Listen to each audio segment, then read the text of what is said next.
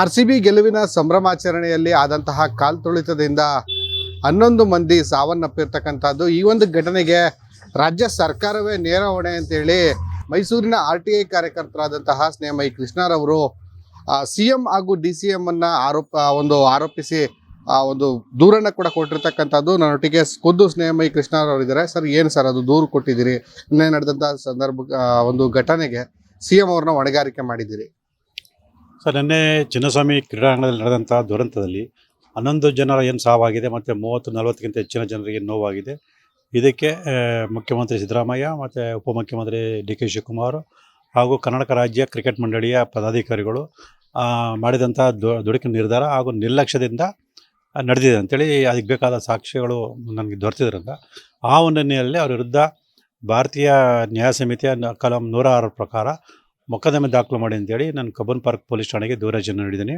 ಅದೇ ದೂರನ್ನು ಮಾನ್ಯ ಉಚ್ಚ ನ್ಯಾಯಾಲಯದ ಮುಖ್ಯ ನ್ಯಾಯಮೂರ್ತಿಗಳಿಗೆ ಮತ್ತು ಪೊಲೀಸ್ ಮಹಾನಿರ್ದೇಶಕರಿಗೆ ಹಾಗೂ ಬೆಂಗಳೂರಿನ ನಗರ ಪೊಲೀಸ್ ಆಯುಕ್ತರಿಗೆ ಕಳಿಸಿದ್ದೀನಿ. ಸರ್, ಈಗಾಗಲೇ ರಾಜ್ಯ ಸರ್ಕಾರವು ಕೂಡ ಹೇಳ್ಕೊಂಡಿರ್ತಕ್ಕಂಥ ನಿರೀಕ್ಷೆಗಿಂತ ಜಾಸ್ತಿ ಜನ ಬಂದ್ಬಿಟ್ರು, ಬೇರೆ ಯಾವುದೇ ರೀತಿ ಸಮಸ್ಯೆಗಳಾಗಿಲ್ಲ. ಪೊಲೀಸ್ ಇಲಾಖೆ ಆಗಿರ್ಬೋದು, ಇಂಟೆಲಿಜೆನ್ಸ್ ಆಗಿರ್ಬೋದು, ಯಾವುದೇ ರೀತಿ ತಪ್ಪುಗಳ ನಮ್ಮಿಂದ ಆಗಿಲ್ಲ ಅಂತ. ಸರ್, ಆರೋಪಿಗಳು ತಮ್ಮ ತಪ್ಪನ್ನು ಒಪ್ಕೊಳ್ಳಲ್ಲ, ತಮ್ಮ ಮೇಲಿನ ಆರೋಪವನ್ನು ವಿರೋಧಿಸುವಂಥ ಹೇಳಿಕೆಗಳನ್ನು ನೀಡ್ತಾರೆ. ಆದರೆ ಇಲ್ಲಿ ಸ್ಪಷ್ಟ ಗೊತ್ತಾಗುತ್ತೆ, RCBಗೂ ಕರ್ನಾಟಕ ಸರ್ಕಾರಕ್ಕೆ ಏನು ಸಂಬಂಧ. ಅದು ಸರ್ಕಾರದ ಅಧಿಕೃತ ತಂಡ ಅಲ್ಲ, ಅಥವಾ ಕರ್ನಾಟಕನ ಪ್ರದೇಶದ ತಂಡ ಅಲ್ಲ. ಒಬ್ಬ ಮದ್ಯ ಕಂಪ್ನಿಯವರು ಆಟಗಾರನ ಹರಾಜಿನ ಮೂಲಕ ಖರೀದಿ ಮಾಡಿ ಕಟ್ಟಿರತಕ್ಕಂಥ ಖಾಸಗಿ ತಂಡ. ಆ ತಂಡ ಒಂದು ಪಂದ್ಯಾವಳಿಯಲ್ಲಿ ಗೆದ್ದಿದೆ ಅನ್ನೋ ಕಾರಣಕ್ಕೆ ವಿಜಯೋತ್ಸವನ ಸರ್ಕಾರದಿಂದ ಆಚರಿಸುವಂಥದ್ದು ಅಥವಾ ಆಟಗಾರನ ಸನ್ಮಾನ ಮಾಡುವಂಥದ್ದು ಅವಶ್ಯಕತೆ ಇರಲಿಲ್ಲ.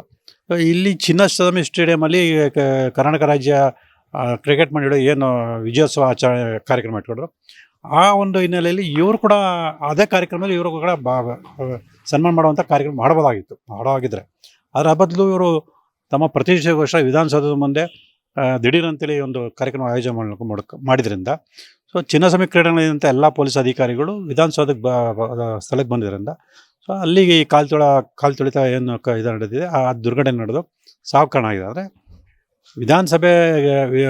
ಸಭೆಯ ಮೆಟ್ಟಿಲಿನ ಮೇಲೆ ಏನು ಕಾರ್ಯಕ್ರಮ ಮಾಡಿದ್ರು, ಆ ಕಾರ್ಯಕ್ರಮದ ಕಾರಣದಿಂದಲೇ ಈ ಅಪರಾಧ ಕೃತ್ಯ ನಡೆದಿರೋದು, ಅಂದರೆ ಈ ಸಾವು ಸಂಭವಿಸಿರೋದು. ಹೀಗಾಗಿ ನೇರವಾಗಿ ಮುಖ್ಯಮಂತ್ರಿ ಸಿದ್ದರಾಮಯ್ಯ ಮತ್ತು ಉಪಮುಖ್ಯಮಂತ್ರಿ DK ಶಿವಕುಮಾರ್ ಅವರು ಮತ್ತು ಕರ್ನಾಟಕ ರಾಜ್ಯ ಕ್ರಿಕೆಟ್ ಮಂಡಳಿಯವರು ಸೊ ಎಲ್ಲ ಮೂಲ ಕಾರಣ ಅನ್ನೋದ್ರ ಬಗ್ಗೆ ಸಂಪೂರ್ಣ ವಿವರವಾದ ಸಮೇತ ದೂರನ್ನು ಕೊಟ್ಟಿದ್ದೀವಿ. ಸರ್, ಈಗಾಗಲೇ ದೊಡ್ಡ ಮಟ್ಟದಲ್ಲಿ ಚರ್ಚೆ ಇದೆ. ರಾಜ್ಯ ಸರ್ಕಾರ RCB ಗೆಲುವನ್ನು ತನ್ನ ಕ್ರೆಡಿಟ್ಗೆ ಬಳಸ್ಕೊಳ್ಳೋದಕ್ಕೆ ಹೋಗಿ ಈ ರೀತಿಯ ಘಟನೆಗಳಾಯಿತು ಅಂತೇಳಿ ನಿಮ್ಮ ಅಭಿಪ್ರಾಯ ಏನು? ಹೌದು ಸರ್, ನಾನು ದೂರನ್ನು ಇದು ಮಾಡಿದ್ದೀನಿ. ಕ್ರೀಡಾಭಿಮಾನಿಗಳ ಒಂದು ಏನು ಸಂಭ್ರಮಾಚರಣೆ ಇತ್ತು, ಅಲ್ಲಿ ಸೇರಿದಂಥ ಲಕ್ಷಾಂತರ ಜನರು ಒಂದು ಗುಂಪನ್ನು ಗಮನಿಸಿ ಆ ಒಂದು ಜನಪ್ರೀತಿಯನ್ನು ತಮ್ಮ ರಾಜಕೀಯ ಲಾಭ ಬಳಸ್ಕೊಳ್ಳೋಕ್ಕೋಸ್ಕರ ಮುಖ್ಯಮಂತ್ರಿ ಮತ್ತು ಉಪಮುಖ್ಯಮಂತ್ರಿಗಳು ದಿಢೀರಂತೇಳಿ ಈ ತೀರ್ಮಾನ ತಗೊಂಡು ಸರ್ಕಾರದ ಮೂಲಕ ಸನ್ಮಾನಿಸುವಂಥ ಈ ಕಾರ್ಯಕ್ರಮವನ್ನು ಹಮ್ಮಿಕೊಂಡಿದ್ರಂದರೆ ಈ ದುರ್ಘಟನೆ ಸ್ಪಷ್ಟವಾಗಿ ಮೇಲ್ನೋಟ ಕಂಡುಬರ್ತದೆ. ಹಾಗಾಗಿ ಅವ್ರ ಕಾರಣ ಅಂತ ನಾನು ದೂರಜನೆ ಕೊಟ್ಟಿರುವಂಥದ್ದು. ಇಲ್ಲಿ ಯಾವುದೇ ಒಂದು ಸ್ವದೇಶದಿಂದ ರಾಜ್ಯ ಸರ್ಕಾರ ಈ ಆಟಗಾರನ ಸನ್ಮಾನ ಮಾಡೋಂಥ ಕೆಲಸ ಮಾಡಿಲ್ಲ. ಸೊ ರಾಜ್ಯ ಸರ್ಕಾರಕ್ಕೆ ನಿಜವಾಗ್ಲೂ ಕರ್ನಾಟಕಕ್ಕೆ ಒಂದು ಕೀರ್ತಿನ ತಂದಂಥ ವ್ಯಕ್ತಿಗಳನ್ನು ಸನ್ಮಾನಿಸಬೇಕು ಅಂತಾಗಿದ್ದರೆ ಇತ್ತೀಚೆಗೆ ಪದ್ಮಭೂಷಣ ಪ್ರಶಸ್ತಿ ಪಡೆದಂಥ ನಟ ಅನಂತ್ ನಾಗ್ ಅವ್ರನ್ನ ಸನ್ಮಾನ ಮಾಡಬಹುದಾಯಿತು. ಇದುವರೆಗೂ ಕೂಡ ಸೌಜನ್ಯಕ್ಕೆ ಅವ್ರನ್ನ ಕರೆಸಿ ಮಾತಾಡೋಂಥಲ್ಲಿ ಅವ್ರು ಸನ್ಮಾನ ಮಾಡೋಂಥದ್ದಾಗಲಿಲ್ಲ. ಸೊ ಇಲ್ಲಿ ಸ್ಪಷ್ಟವಾಗಿ ಇಡೀ ರಾಜ್ಯ ಜನಕ್ಕೆ ಗೊತ್ತಾಗಿರೋಂಥದ್ದು ಕ್ರೀಡಾಭಿಮಾನಿಗಳ ಒಂದು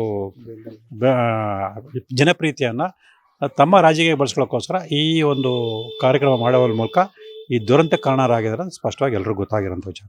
ಸರ್, ಈಗ ನಿಮ್ಮ ದೂರರ್ಜಿಗೆ ನ್ಯಾಯ ಸಿಗುತ್ತೆ ಅಂತ ಅನಿಸುತ್ತಾ ಸರ್? ಈಗ ಸರ್, ಖಂಡಿತ ನ್ಯಾಯ ಸಿಗಲೇಬೇಕು. ಯಾಕಂದರೆ ಇದು ಗಂಭೀರವಾದ ವಿಚಾರ.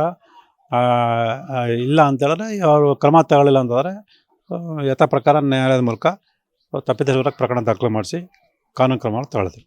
Thank you. ಇದಿಷ್ಟು RTI ಕಾರ್ಯಕರ್ತ ಆಗಿರ್ತಕ್ಕಂತಹ ಸ್ನೇಹಮಯಿ ಕೃಷ್ಣರವರ ಮಾತುಗಳಾಗಿರ್ತಕ್ಕಂತಹದ್ದು. RCB ತಂಡದ ಜನಪ್ರಿಯತೆಯನ್ನು ರಾಜಕೀಯ ಲಾಭವನ್ನು ಪಡೆದುಕೊಳ್ಳೋದಕ್ಕಾಗಿ ಆ ಕಾಂಗ್ರೆಸ್ ನೇತೃತ್ವದ ಸರ್ಕಾರ ಮತ್ತು CM ಹಾಗೂ DCM ಈ ಒಂದು ಘಟನೆಗೆ ಪ್ರಮುಖ ಕಾರಣವಾಗ್ತಾರೆ ಅನ್ನುವಂಥದ್ದು ಅವರ ಆರೋಪದ ಮಾತುಗಳಾಗಿರ್ತಕ್ಕಂಥದ್ದು. ಕ್ಯಾಮ್ರಾ ಪರ್ಸನ್ ಸೂರಜ್ ಜೊತೆ ಸಂದೀಪ್ ಕುಮಾರ್, ನ್ಯೂಸ್, ಮೈಸೂರು.